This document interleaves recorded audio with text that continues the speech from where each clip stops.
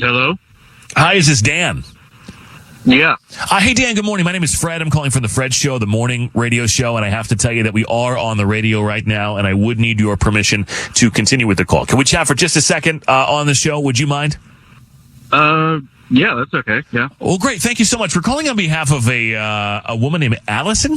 You met her on Hinge and recently went on a date. I assume you remember Allison? Yeah. Okay, so she reached out to us and was just telling us that she enjoyed meeting you and thought the date went great. You know, that your reaction makes me think that it didn't. Also, she says you unfollowed her, aren't responding to her, unmatched her on the app, the whole thing. So what happened? Is this a prank? Like you guys set this date up as a prank? No, we had nothing to do with it. And this isn't a prank either. We didn't set the date up and we don't know what happened. Why would you say that? Well, yeah, it got a little weird towards the end. But I mean, look, like at the beginning, we hit it off. I was really into her. She seemed great and everything. And then towards the end of the date, she slides this piece of paper across the table, and she said it was her election checklist.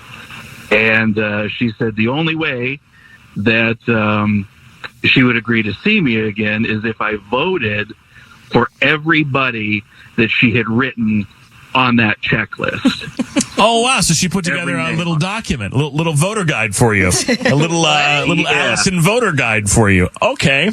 Huh. And she was dead serious about this. Like, I thought it was a joke, but she insisted. Did she include the judges, though? Are the judges on there? Because I'm worried about the judges. The judges, there's a lot of them. Did she do all the work for me with the judges? Yeah. I think so, because there were a lot of names on this, and I recognized some of them. I didn't recognize all of them. And, I mean, it wasn't even that I disagreed with a lot of them, but it was just like, and she even said, this is a very personal thing, voting, and I agreed, but yet she's trying to force this on me. It's very personal, but you'll be personally doing it exactly the way that I tell you to, or you'll never see me again. I mean, that is rather presumptuous that you would... Yeah. Dan, I forgot to mention that Allison is here. Allison. Hey, Dan, I'm here. There's Dan.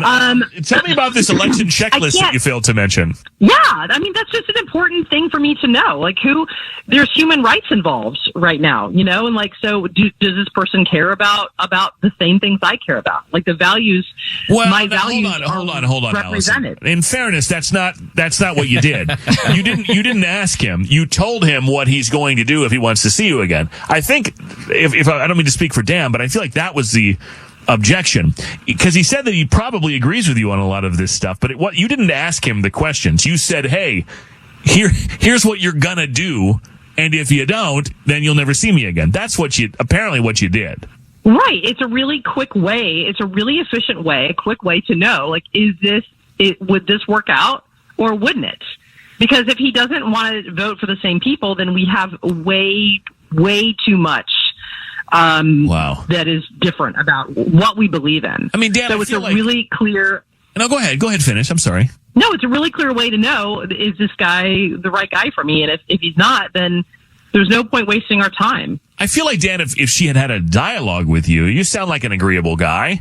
Like, you would have been amiable to maybe not in a first date, but I know it's a very important topic, especially right now. You probably would have been willing to have a conversation about it, right? As opposed to, hey, this is what I need you to do. Well, yeah, it can be a conversation. I think you can learn about a lot of people that way, and where they sit on a lot of issues, but that's really different than getting a sheet of paper with like a list of demands slid across the table to you.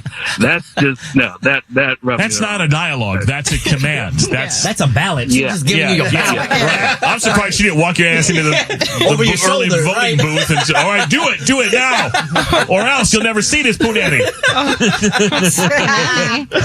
My coochie sweater. I mean, listen, nobody else has objected to this. Everyone else has been fine with it. I've given it to friends and family, and I've let them know that. Oh, you're one of those. If we disagree, because this election is so divisive, if we disagree, then we are not going to be doing this life together. Friends and family anymore? We're not going to be friends and family anymore. The holidays must be so much fun. Hey, she's standing on. Yeah, I mean, if they disagree with me, then we have too much.